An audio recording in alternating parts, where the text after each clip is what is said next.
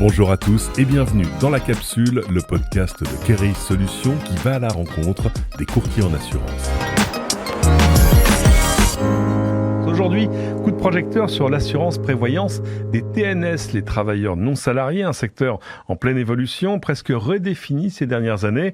Avec l'essor du travail indépendant et des nouvelles formes d'activité, les besoins en protection sociale des TNS ont considérablement évolué, notamment en matière de prévoyance. Aujourd'hui, les courtiers qui accompagnent ces professionnels de plus en plus nombreux doivent leur proposer des couvertures personnalisées et parfois adaptées à des parcours atypiques. On en parle aujourd'hui avec Frédéric Nicolas, bonjour. Bonjour Cédric. Vous êtes courtier au sein du cabinet Bréa Courtage. Merci beaucoup d'être venu jusqu'à ce micro. En fin d'émission, on retrouvera également Emmanuelle Constant, directrice marketing de Keris Solutions, pour en savoir plus sur la façon dont Keris accompagne les courtiers sur ce sujet précis des TNS. Mais alors justement, et vous Frédéric, pourquoi cette prédilection sur ce marché des TNS ? Parce que les TNS ont besoin d'être accompagnés pour mettre en place des solutions, pour les accompagner en cas d'aléa de la vie. C'est quelque chose que une grande majorité d'entre eux avaient par obligation quand ils avaient un poste de salarié. Quand ils étaient salariés. Effectivement, parce que l'employeur met en place des choses de manière obligatoire, enfin des solutions santé, prévoyance. Certains sortent du système salarial et se retrouvent en auto-entreprise ou en profession libérale, ou en tout cas en indépendant, et on est là pour les aider à trouver les meilleures solutions du marché dans cette jungle qu'est l'assurance. Et c'est la force d'un courtier aujourd'hui, en fait, de faire le tour du marché pour leur trouver ce qui se fait de mieux, en fait, tout simplement. C'est intéressant parce que vous me parlez de ces gens qui ont un parcours où ils sont arrivés à un moment à un carrefour professionnel. C'est aussi comme ça que vous êtes devenu courtier, parce qu'en fait, on va pas dire votre âge, mais vous n'êtes pas un agneau de l'année, vous avez quand même passé l'essentiel de votre vie professionnelle dans un métier très différent. Oui, absolument. Alors, il y avait quand même un accompagnement client très fort et l'idée de les satisfaire. Qu'est-ce que vous faisiez ? J'étais responsable de magasin dans le textile, en fait, pour une enseigne que j'affectionnais. Bon, voilà, après... Donc, c'est pas ni la banque, ni la finance, ni le conseil. Pas du tout. On a tous notre parcours de vie. Et puis, je me suis retrouvé dans l'assurance, je dirais pas par hasard. J'ai eu une petite inception de quelqu'un que je connais qui avait le même parcours professionnel que moi et qui avait intégré un grand groupe d'assurance également. Et puis je me suis dit, l'assurance, pourquoi pas, en fait. Et lors d'un salon pour l'emploi, j'ai rencontré un assureur français prestigieux qui m'a bien connu, qui m'a donné l'opportunité de me former sur ce métier, sur tous les aspects de ce métier. Et je le remercie d'ailleurs fortement. Après... le fonctionnement de cette entreprise ne me convenait pas. J'ai eu le plaisir de rencontrer le dirigeant du cabinet Bréa qui a senti en moi du potentiel et qui souhaitait justement développer la partie TNS, chose qu'il ne faisait pas, ou pas assez en tout cas, puisqu'ils étaient centrés sur la santé et prévoyance collective. Et du coup, j'ai été recruté pour ce sujet-là. Et ça fait combien de temps ?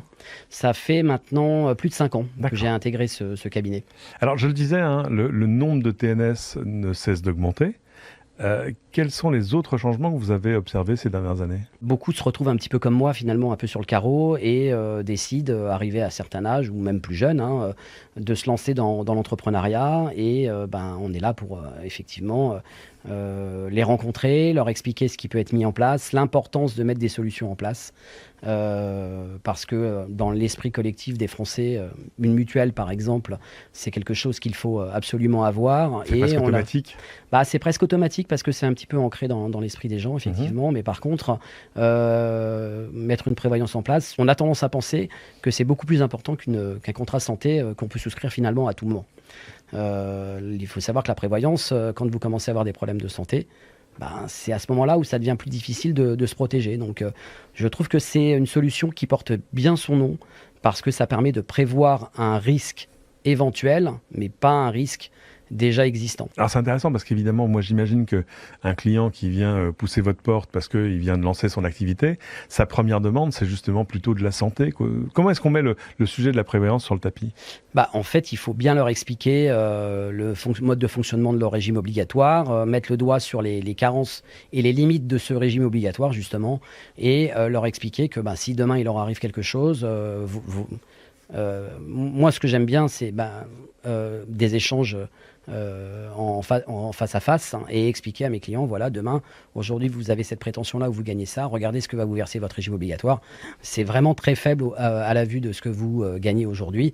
Donc il faut absolument mettre quelque chose en place pour vous protéger Parce que se protéger, c'est protéger ses revenus, c'est protéger son foyer, sa famille, et c'est pas quelque chose à négliger.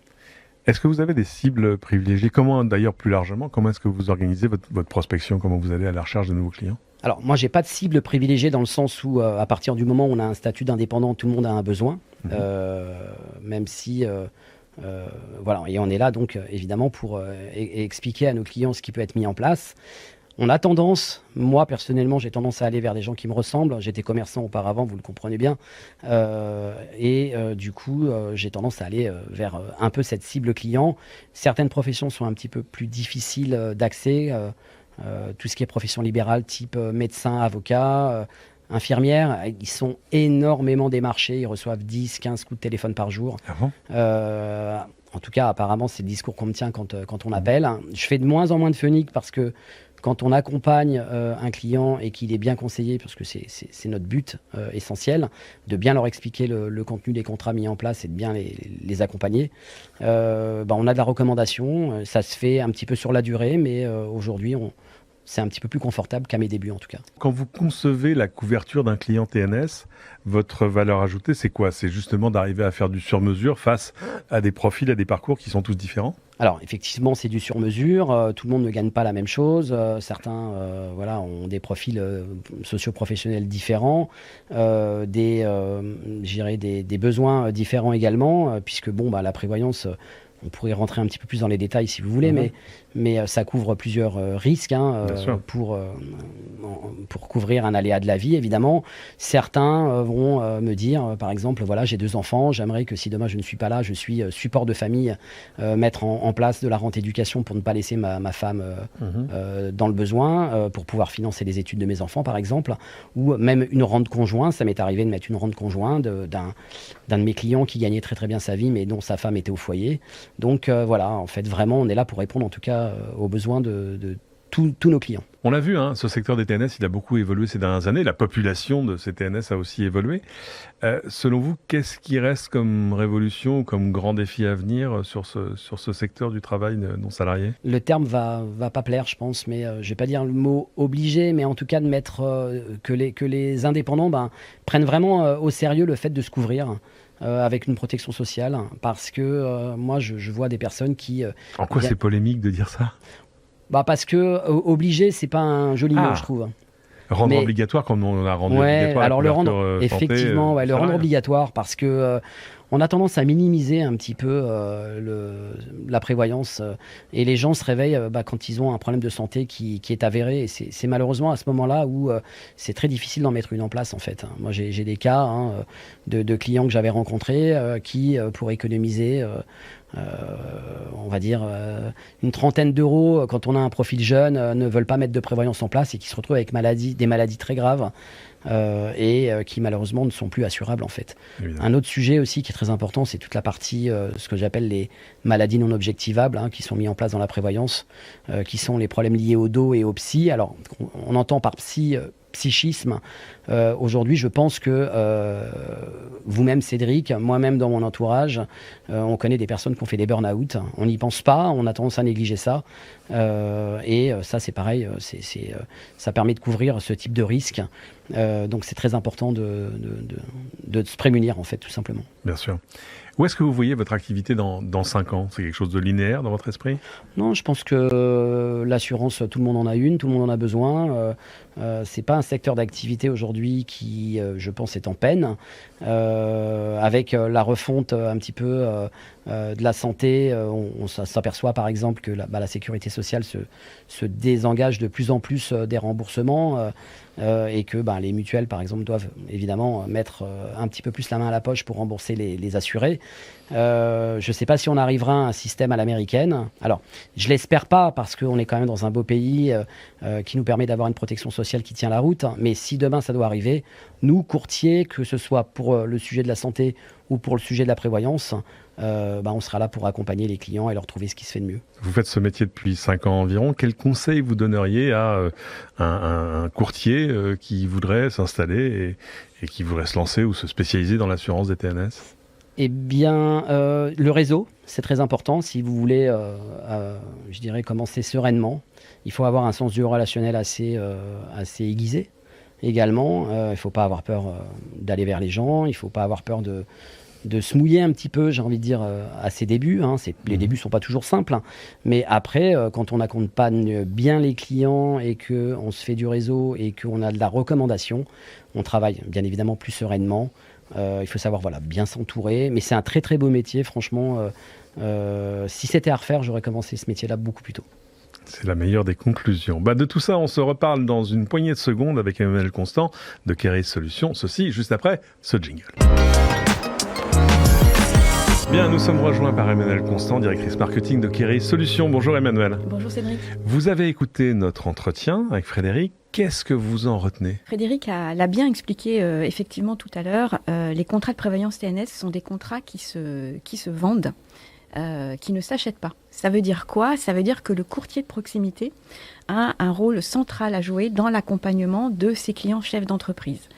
C'est lui qui va devoir déjà sensibiliser son client TNS à la nécessité de se couvrir, parce que bien souvent, on le sait, les chefs d'entreprise méconnaissent les niveaux de prise en charge de leur régime obligatoire. C'est aussi le courtier de proximité qui va devoir sélectionner et choisir le bon contrat adapté à la situation du TNS, à sa situation professionnelle, c'est-à-dire la façon qu'il a d'exercer son métier, à son niveau de rémunération bien sûr, mais également à sa structure de rémunération, à la forme juridique de son entreprise et également à un contrat adapté à la situation personnelle du TNS. Est-ce qu'il a une famille ? Est-ce qu'il a des jeunes enfants à couvrir ? Et ensuite, c'est pas fini, parce qu'une fois que le contrat de prévoyance a été mis en place, le courtier doit régulièrement rechecker en fait ce contrat de prévoyance pour vérifier, pour s'assurer qu'il est bien toujours en adéquation avec l'évolution de la situation personnelle du TNS, qui, on le sait, fluctue beaucoup. C'est ça qui en fait un produit particulier. Quand on parle de prévoyance TNS, est-ce qu'il y a des points sur lesquels Keris Solutions fait vraiment la différence ? On l'a vu, la prévoyance est une matière extrêmement passionnante, riche et donc très complexe. Et donc la marketplace TNS que Keris Solutions a développée, qui est la première du marché et la seule du marché aujourd'hui, apporte un véritable appui à nos courtiers partenaires, puisqu'elle propose un parcours complet. Elle va permettre à la fois la réalisation d'un diagnostic en protection sociale. Elle va permettre également au courtier de formaliser son devoir de conseil en lui permettant de comparer entre 4 contrats de prévoyance des TNS. 4 contrats qui ont chacun leur spécificité, chacun leur particularité, leurs points forts, mais qui ont pour point commun, en fait, d'apporter un haut niveau de couverture, puisque c'était un point de vigilance pour nous que de demander à nos partenaires assureurs d'apporter dans leurs contrats, de prévoir des contrats sans trou de garantie. Par exemple, dans notre gamme, tous nos contrats prévoient la prise en charge des problématiques de dos sans aucune limitation de durée et sans aucune condition d'hospitalisation. Frédéric, c'est intéressant, tel que vous le décrivez, cette assurance des TNS, c'est un produit qui est différent des autres produits assurantiels. Différent dans le sens où on a tendance à minimiser, de se protéger. Moi, je prends l'exemple toujours d'une voiture, par exemple, accidentée. C'est pas une fois qu'elle a eu l'accident que on peut mettre un contrat en place. Mais une voiture, ça reste du matériel, donc c'est pas très important en fait. Je veux dire, demain, vous avez un accident, vous vous en sortez bien. Votre voiture est cassée, c'est pas grave, on en rachète une. Mais par contre, l'humain, ça ne se rachète pas. Et si demain vous faites face à un aléa de la vie, comme ça peut arriver, et comme c'est certainement arrivé peut-être à des personnes de votre entourage, ça peut être des choses pas trop graves, comme une jambe cassée, mais qui va vous immobiliser pendant 3-4 mois et qui va forcément pénaliser votre activité. Et en tant qu'indépendant, si vous ne pouvez pas aller travailler, vous n'avez pas de revenus, à des problématiques un petit peu plus graves qui peuvent vous laisser avec une invalidité permanente, soit partielle, soit totale. Et là, pour économiser un petit peu et pour avoir négligé sa protection sociale, on regrette, j'ai envie de vous dire, presque toute sa vie. Parfois, quand c'est des cas vraiment compliqués. Bien, merci beaucoup à tous les deux d'être venus dans ce studio. Merci Emmanuel Constant, je rappelle, directrice marketing de Keris Solutions, et Frédéric Nicolas, courtier au cabinet Bréa Courtage. Merci à tous les deux. Merci beaucoup. C'est ainsi que se termine cet épisode de La Capsule. Merci beaucoup de l'avoir suivi. Épisode à partager, à retrouver sur toutes vos plateformes de podcasts habituelles. Merci aux équipes de Rumeurs Publiques qui m'ont aidé à préparer cette émission. Merci à tous et à bientôt dans La Capsule. Salut.